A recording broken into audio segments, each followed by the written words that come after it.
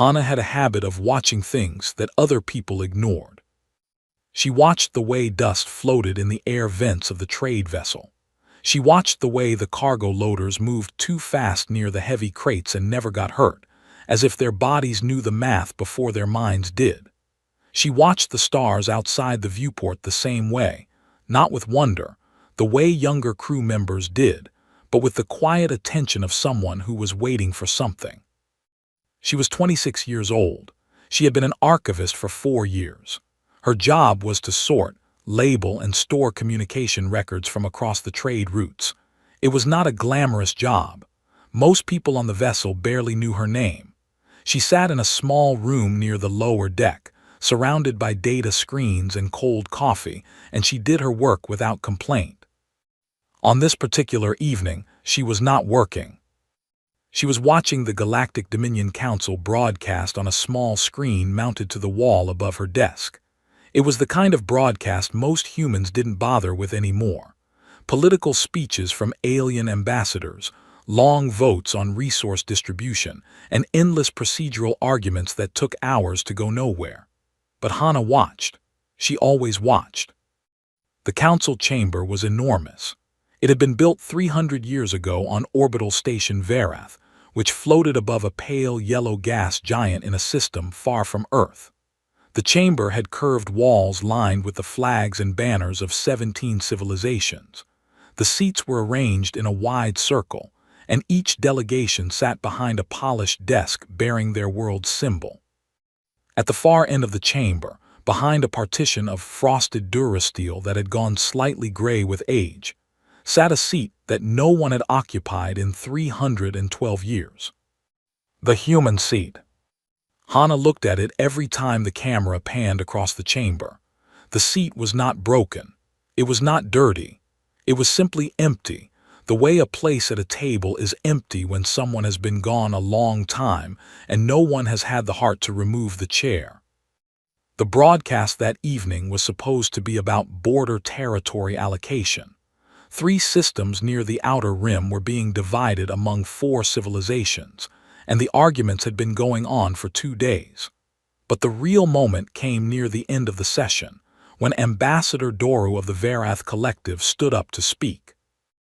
Doru was a tall figure with pale gray skin and long fingers that he liked to point at things.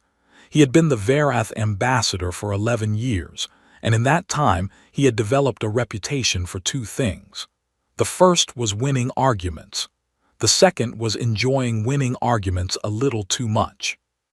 He stood at his podium and began to speak about the outer rim systems. His voice was smooth and practiced.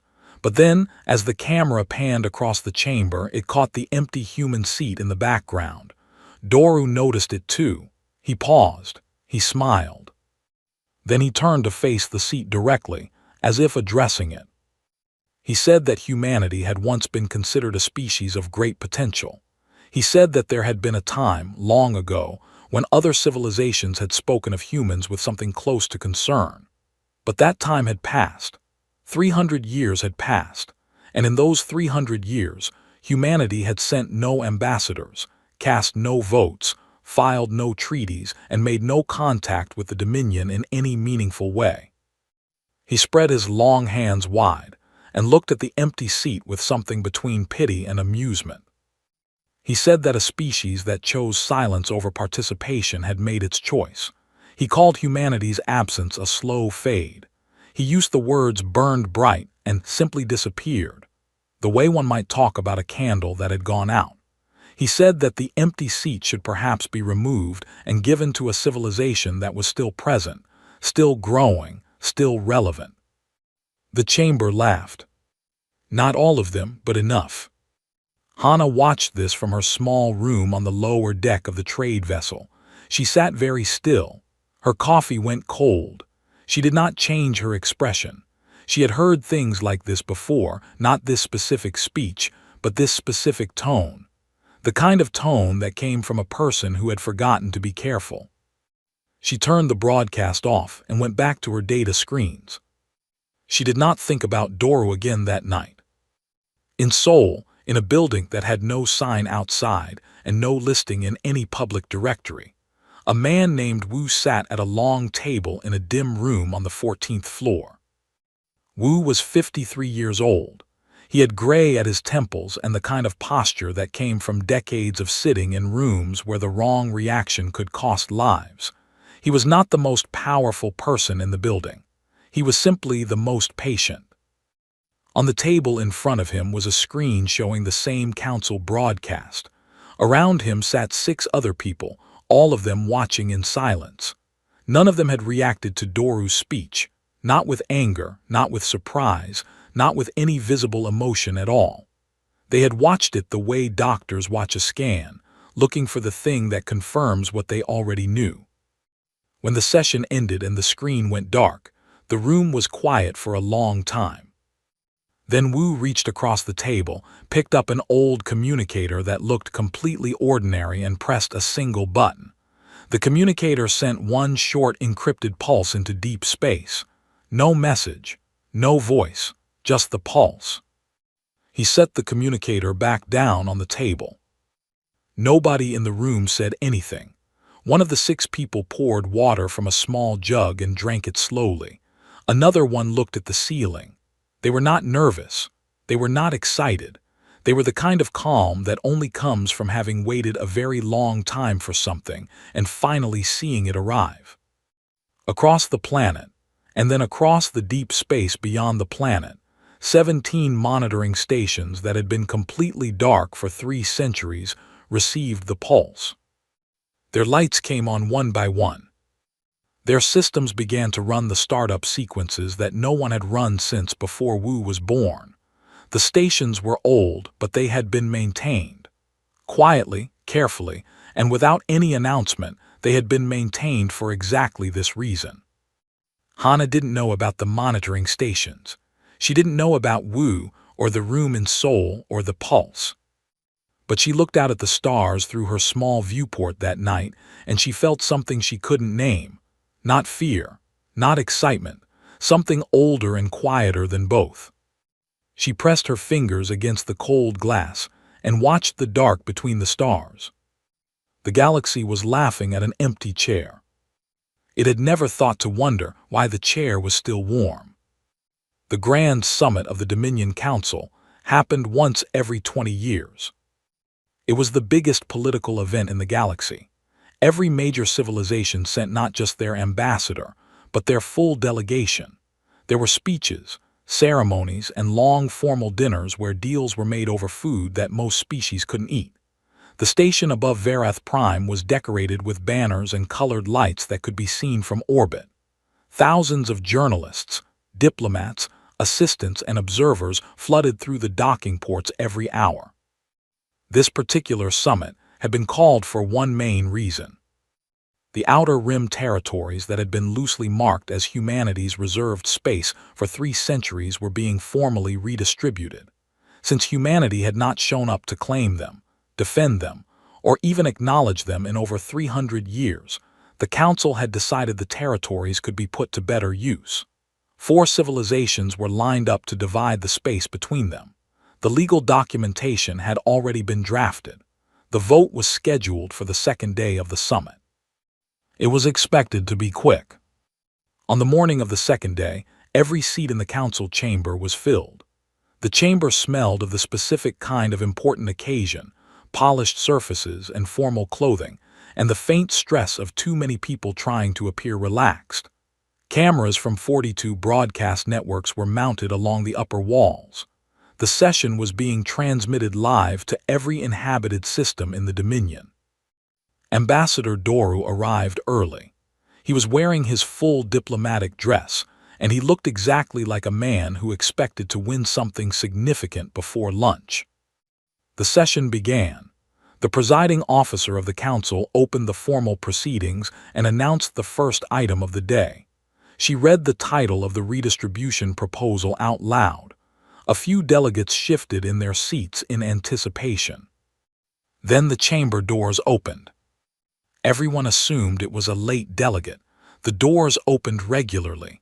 No one looked up right away. But the footsteps were different, slow, deliberate, not the rushed. apologetic footsteps of someone arriving late and hopping, not to be noticed. These were the footsteps of someone who had decided exactly how fast they were going to walk before they left the room they came from. By the time the delegates looked up, she was already a third of the way across the chamber floor. She was a human woman. She looked to be in her mid-30s. She was not tall. She wore dark, plain clothing with no insignia on it, no flag pin, no diplomatic sash, nothing that marked her as anything official. She carried no weapon. She carried no staff or ceremonial object. She carried only a small flat device in her right hand, held loosely, the way someone might carry a book they had already finished reading. She walked to the human delegation desk and sat down. The frosted durasteel partition that had stood behind that seat for 300 years had been removed sometime in the past 24 hours. No one had noticed until this moment.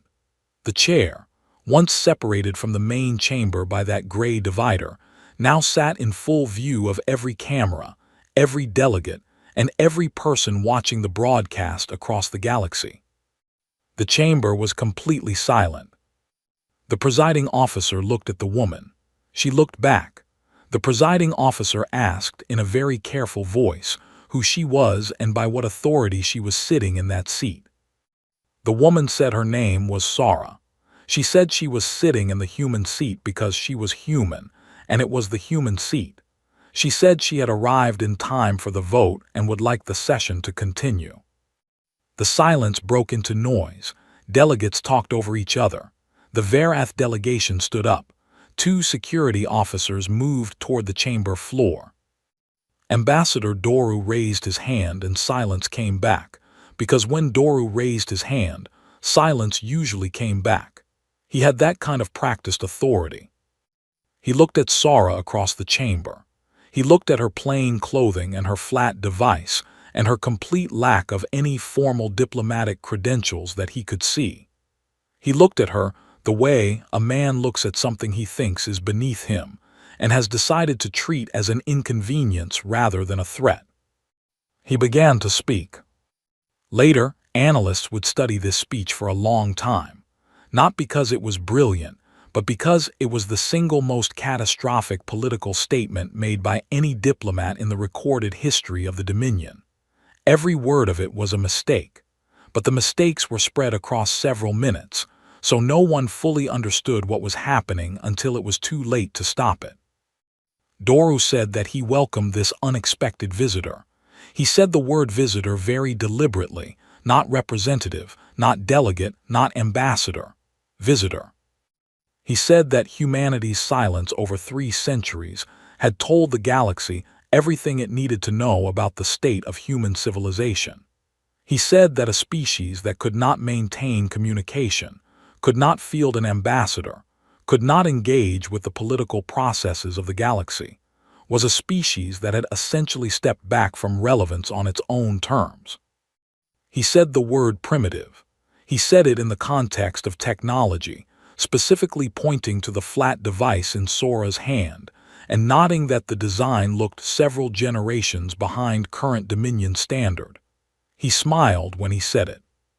He said that the territories being redistributed today had been waiting for humanity for 300 years, and humanity had not come. He said waiting any longer would be an insult to the civilizations that had shown up, that had participated, that had built and grown and contributed to the Dominion while Earth had stayed quiet. Then he looked directly at Sara and said the sentence that every commentator, historian, and political scholar would quote for the next 100 years. He said, "Bow or remain forgotten."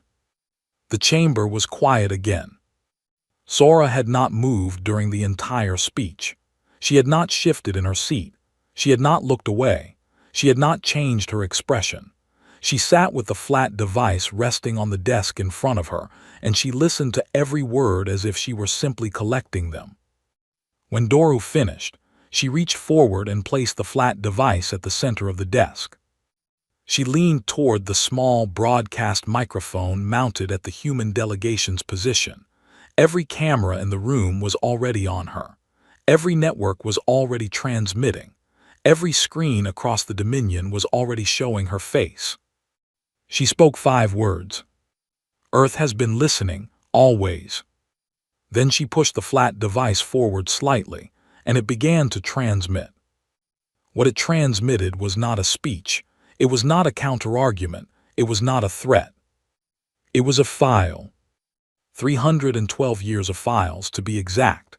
Every private council session, every backroom agreement, every secret treaty between Dominion members that had never been disclosed to smaller civilizations, every vote that had been traded, bought, or manipulated, every act of resource theft disguised as territorial administration, every recorded moment of a powerful civilization in the Dominion using that power against a weaker one and calling it policy.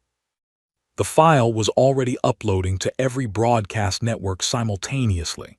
It could not be intercepted because it was not transmitting from the flat device on Sora's desk. The device was only the trigger. The actual transmission was coming from somewhere else. Several somewhere else's, in fact. The exact number of transmission points would not be confirmed until later. The best estimate was 83. Doru moved to cut the feed. His technical team tried immediately. Nothing happened. They tried again. Nothing happened. The files played on every screen in the chamber. They played on every screen in the galaxy that was carrying the summit broadcast. They played for 40 minutes before anyone managed to interrupt even a portion of the transmission. And by then it did not matter, because it had already been received, copied, stored, and reshared across 10,000 independent networks. Sora sat in the human seat and waited. She did not look at Doru. She looked at the presiding officer, then at the Thari delegation across the chamber, the smallest delegation in the room, sitting very still and watching her with an expression that was difficult to read. The flat device on her desk went dark. She folded her hands on the table. The summit was no longer about redistribution. It was about what came next. The panic did not start immediately. In the first few hours after Sora's transmission, the dominant reaction across the Dominion was not fear. It was anger. 17 civilizations, most of whom had something embarrassing or worse in those files, responded the way powerful people usually respond when their private behavior becomes public. They denied it. They reframed it. They called it stolen data, manipulated data, data taken out of context. Their communication teams worked through the night producing statements. Their legal departments filed emergency motions with the Council's judicial body to have the archive declared inadmissible under Dominion information law. It was an impressive amount of activity for people who were also quietly terrified. Inside the Council station, Sora was escorted out of the chamber by security within 20 minutes of her transmission ending. She went without resistance. She was polite to the security officers. She asked one of them how long he had been stationed on Verath and listened to the answer with what appeared to be genuine interest. She was taken to a holding room on one of the lower levels and told that she would be detained pending an emergency council session. She sat down in the chair they gave her and asked if there was any water available. The emergency session was called for the following morning and ran for 6 hours. What emerged from it was the most unified decision the Council had made in decades, which said a great deal about how frightened they actually were under all the anger. The vote was called. Should humanity be formally expelled from the Galactic Dominion, stripped of its reserved territories, and designated a hostile non-member entity? 16 delegations voted yes. 1 delegation voted no. The single dissenting vote came from the Thari, the smallest and quietest civilization on the Council, a species that had been bullied out of 2 of their original 3 systems over the past century and had spent most of their membership watching from the corner. Their ambassador, an older woman whose name translated roughly to something meaning patience in their language, cast her no vote without making a speech about it. She simply pressed the button and looked straight ahead. The final result was announced. Humanity was expelled. The expulsion decree was printed on formal Dominion documentation, and taken down to the holding room where Sarah was sitting. The officer who delivered it expected some kind of reaction, anger or grief, or at least the tight-faced silence of someone trying not to show how much the news had hurt. He had delivered bad news to diplomats before, and it usually looked like one of those three things. Sora read the document. She read it slowly and carefully, all the way to the bottom. Then she folded it in half, folded it again, and put it in the inside pocket of her jacket. She thanked the officer for bringing it. He didn't know what to do with that, so he left. Bori was 29 years old and had been working as a deep space analyst for the Thari government for 3 years. Her job was to monitor long-range sensor data from the Thari's 2 remaining systems and report anything unusual. It was a job that usually produced nothing unusual, which was part of why they gave it to someone junior. The senior analysts worked on things that mattered. Bori watched empty space and filed reports that no one read carefully. On the morning after the expulsion vote, she filed a report that someone read very carefully. It had started the previous night, while the council was still arguing. The long-range sensors in the outer monitoring post of the Thari's second system had picked up gravitational fluctuations in the dark space between star systems, in the specific corridor of empty space that the Dominion had always designated as humanity's reserved territory. Gravitational fluctuations were not unusual. Space was large and full of objects, but these fluctuations followed a pattern, and the pattern was not natural. Bori ran the data 3 times because she did not want to file a report based on something she had misread. The 3rd time produced the same result. She wrote the report in plain language because she did not know how to make the data sound less alarming than it was. The fluctuations were engine signatures. Specifically, they were the gravitational displacement patterns produced by large vessels using high-density drives in close proximity to each other. Very large vessels, very close proximity, which meant a lot of ships moving together in the same section of space. She filed the report and went to make herself tea, because she had learned that when she filed an unusual report, she always had time to make tea before anyone responded, usually more than enough time. This time, her supervisor was at her desk before the water was hot. He read the report standing up, which was something he never did. He asked her how confident she was in the numbers. She said very confident. He asked her to run the data again while he made a call. She ran the data again. The numbers stayed the same. By the time her second cup of tea was finished, Bori had been moved to a secure analysis room with 3 senior researchers and a direct communication line to the Thari ambassador's office. The senior researchers took her data and expanded on it. They pulled from every available monitoring point the Thari had, which was not many. They cross-referenced with Dominion border station data, which was easier to access than it should have been, because it turned out the Dominion's sensor-sharing protocols had a gap in the outer rim coverage that had existed for decades and never been corrected. What they assembled over the next 4 hours was incomplete. There were holes in the data. There were sections of space where they had no sensors and could only extrapolate. But even incomplete, even with the holes, the picture that formed was not something any of them had been prepared to see. Bori wrote up the findings in a second report. Her hands were steady when she typed because she was the kind of person who went quiet when things were serious. Inside, she felt something that she could only describe later as the specific feeling of standing at the edge of something very large and looking down. The engine signatures matched no current human vessel designs in any Dominion database. They matched designs from much older records. Pre-silence era human ships, vessels that the Dominion had assumed were decommissioned 3 centuries ago when humanity went quiet. Vessels that, based on what little technical data existed, had been theorized to be significant military hardware. The theoretical count, based on the gravitational displacement spread across the region, was not dozens. It was not hundreds. It was 4,217.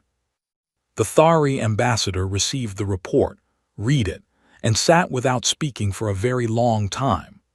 Outside her window, the planet Vareth Prime was visible in the distance, the seat of the council that had just voted 16-1 to expel humanity and take their space. She thought about that one vote, her one vote.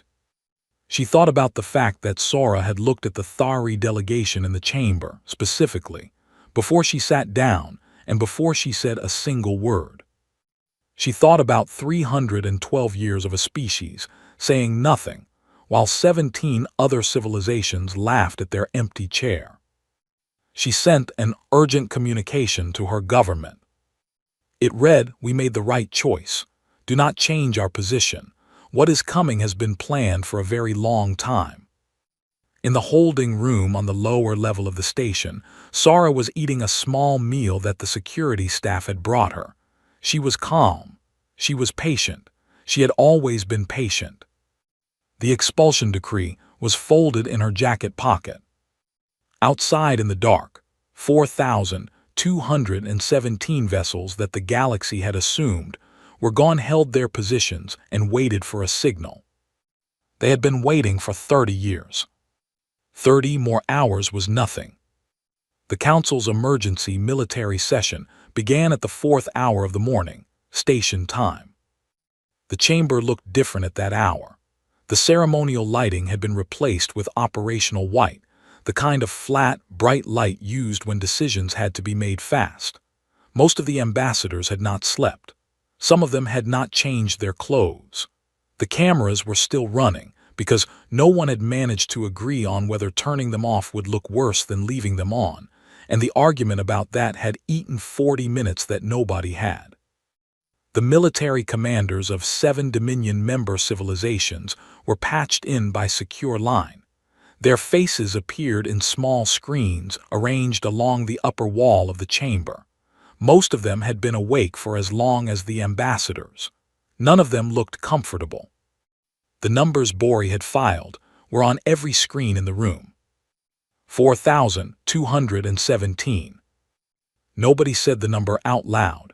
It sat on every screen like something too large to move. The Dominion's combined active military fleet across all 17 member civilizations was approximately 2,800 vessels. That was the total. That was everything. And that number assumed every ship was mission-ready, fully crewed, and already in position, none of which was true. The discussion that followed was long and circular in the way that discussions are when people know the answer and are trying to find a path that leads somewhere else. They talked about the validity of the sensor data. They talked about whether the signatures could be decoys, empty shells designed to inflate the apparent number. They talked about possible diplomatic channels, even though Sora was sitting in a holding room on their own station, and they had just formally expelled her planet. Ambassador Doru said very little. This was noticed by everyone who knew him. He sat at his desk with his long fingers folded together, and his pale gray face very still. He was not the kind of man who showed fear easily. He had built his entire political career on appearing to be the largest thing in any room he entered. But the numbers on the screens were doing something to him that no opponent in 20 years of council politics had managed to do. They were making him feel small. The military commanders were asked for a tactical assessment. The assessment was delivered in careful, professional language, but the core of it was simple. If the sensor readings were accurate, engaging the human fleet was not a recommended course of action. The Dominion's combined response capability was significantly outmatched on numbers alone, before accounting for the fact that the vessel designs were unknown, meaning weapons capabilities, speed, and armor ratings were all unknowns. One commander used the word unpredictable. He said it once and did not say it again, but it sat in the room the way the numbers sat on the screens. Then the communication came in. It was broadcast on the Open Dominion frequency, used for official military and diplomatic contact. It was tagged with a human government identifier that Dominion records had not seen active in 3 centuries. The identifier validated correctly, which meant the authentication codes built into it were original, unchanged, and had been maintained for 300 years simply for this moment.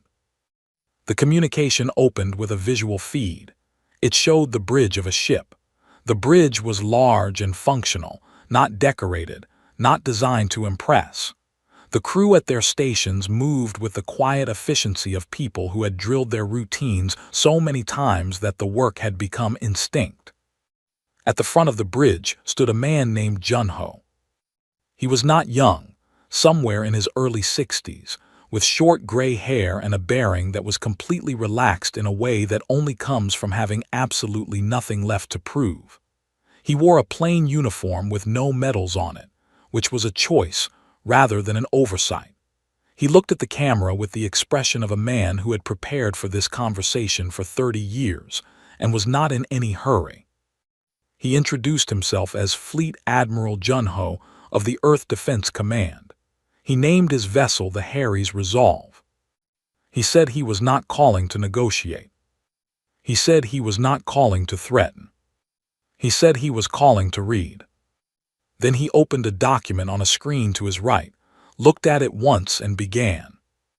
What he read was a legal document. Specifically, it was a comprehensive record of every violation of Dominion law committed by the Council and its member civilizations over the past 312 years, organized by article number, date, civilization responsible, and civilization harmed. It was drawn entirely from the archive Sora had released. Every fact in it was on the record.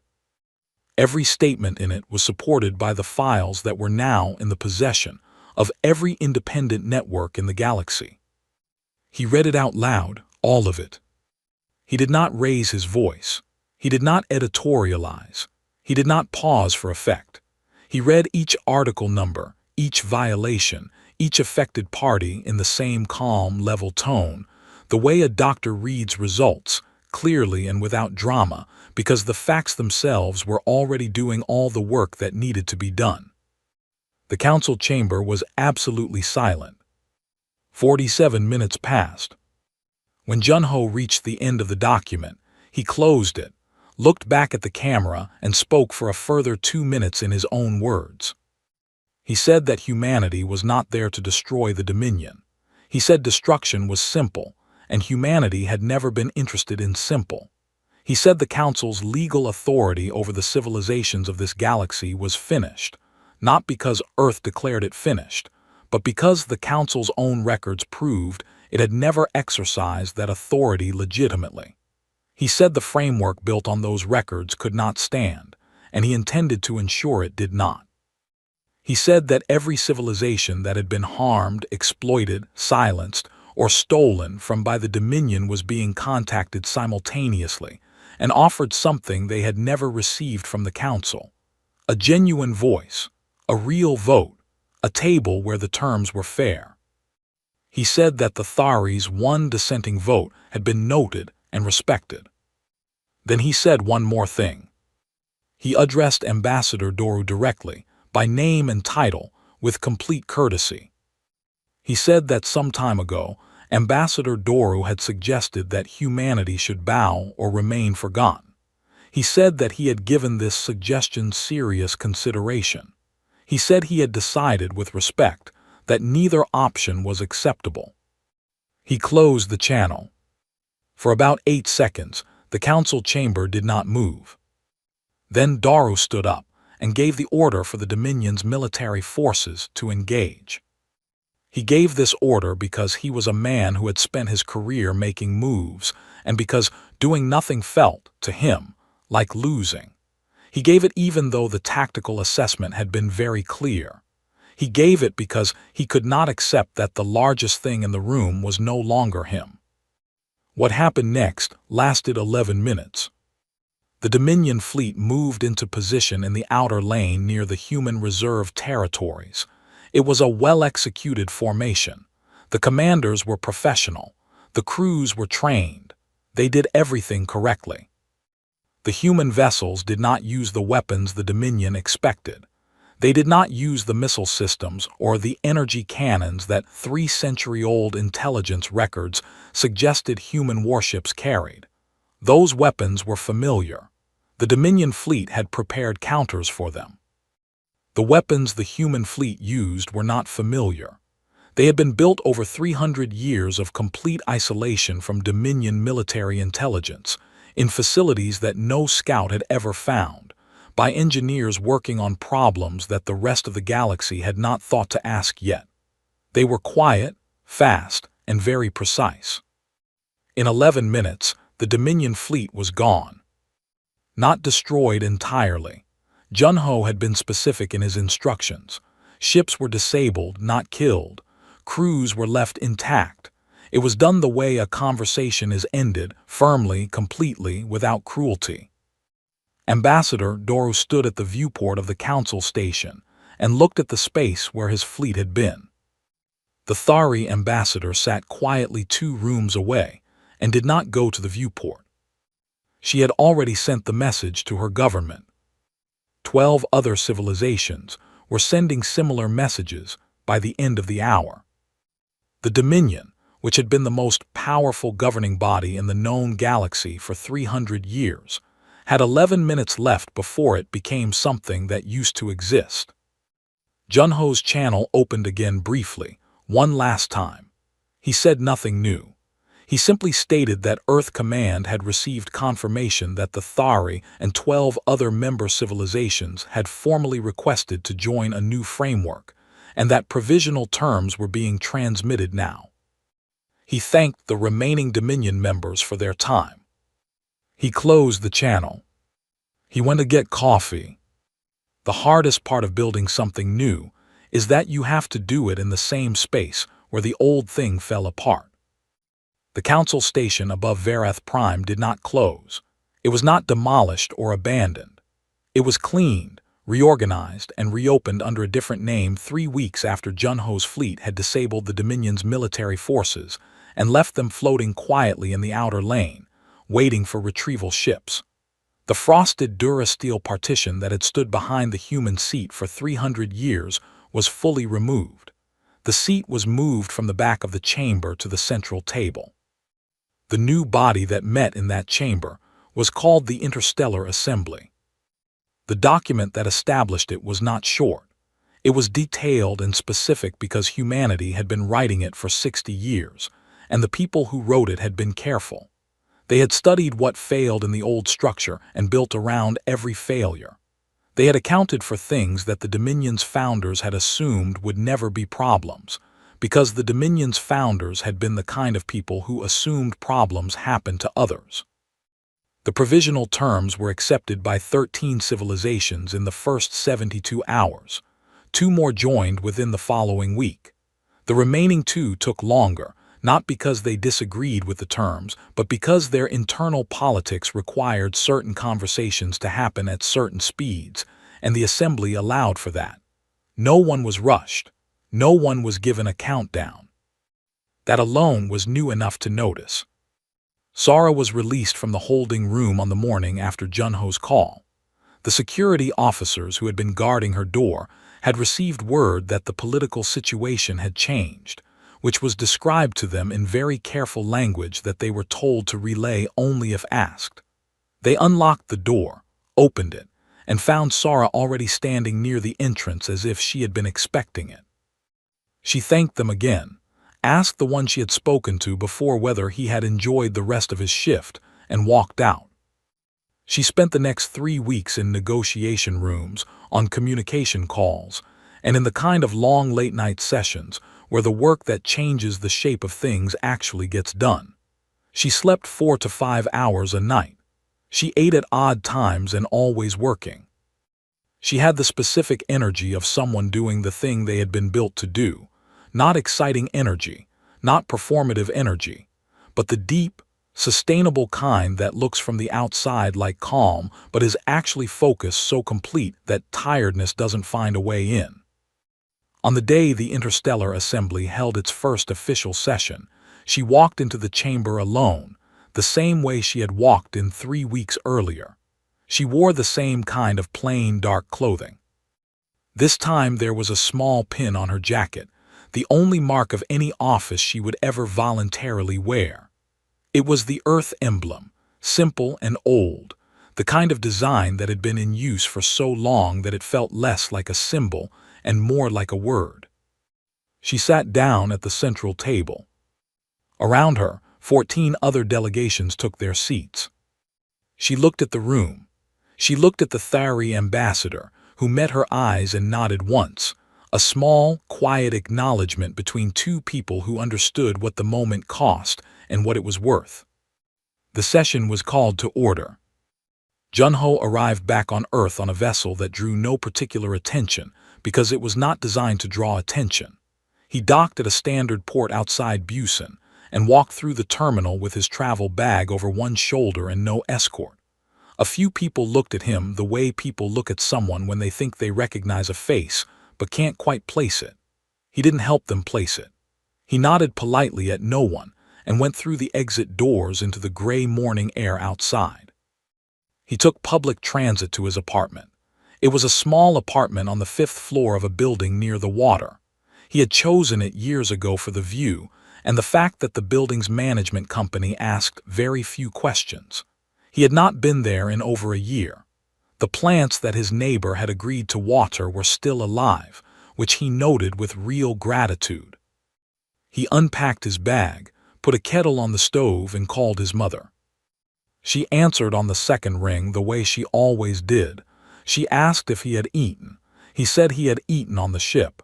She said ship food did not count as eating. He said he would come over for dinner. She told him to come for lunch.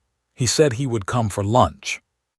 He stayed on the call for almost an hour, talking about nothing in particular.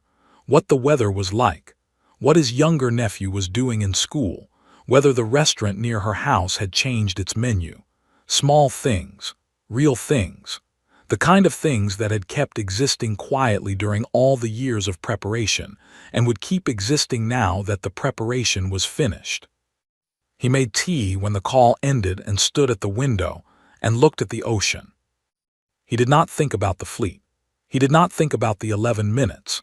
He thought about a woman named Harry who had designed Protocol Harry 60 years ago and had not lived to see it used. She had been his instructor for 2 years when he was young and new and not yet sure of anything. She had told him once, in a conversation he had never forgotten, that the hardest thing about patient work was that you spent your whole life building something you might never see completed. He had seen it completed. He finished his tea. He washed the cup. He went to bed at a reasonable hour and slept without difficulty, the way people sleep when something they have been carrying for a very long time has finally been set down. Wu's public statement was released on a Tuesday morning, sent simultaneously to every communication network in the known galaxy. It was the first formal public statement from the Earth government in 312 years.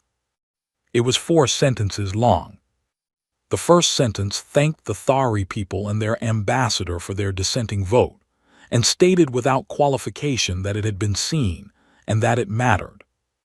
The second sentence acknowledged every civilization that had suffered under the authority of the Dominion Council, and stated that the Assembly would take that suffering seriously as the foundation of its new structure, not as a footnote or a preamble, but as the reason the structure existed at all. The third sentence said that Earth's silence had not been pride. The fourth sentence explained why. 312 years before, in a council chamber that had since been renovated 3 times, Earth's first official ambassador had been assassinated on the floor during a session. The killing had been dressed as an accident and accepted as one by a council that had reasons not to look closely. Humanity had known the truth within a decade.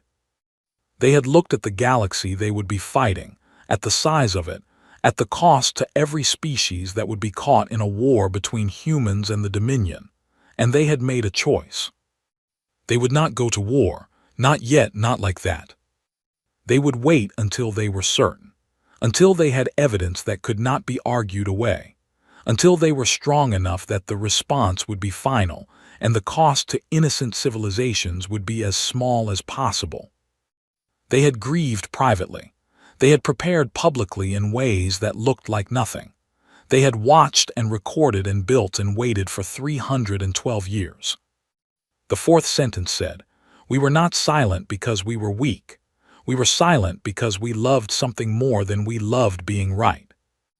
Hannah read the statement on her datapad sitting at the viewport of the trade vessel, which had docked for 2 days at a mid-route station while the crew handled maintenance. The station was busier than usual. Everyone was talking about the assembly, about the Dominion, about the files, about the 11 minutes. The noise level in the common areas had been noticeably higher for weeks. Hannah read the statement 3 times. She read it the way she read things that she wanted to understand completely. Beside her, Bori sat with her own datapad, reading the same statement. Bori had come aboard the vessel 4 days ago, transferred from the Thari government's diplomatic liaison team to an observer role on a trade route that now passed through what had previously been restricted human space. She was quiet and precise and asked good questions, and Hannah had liked her from the first conversation.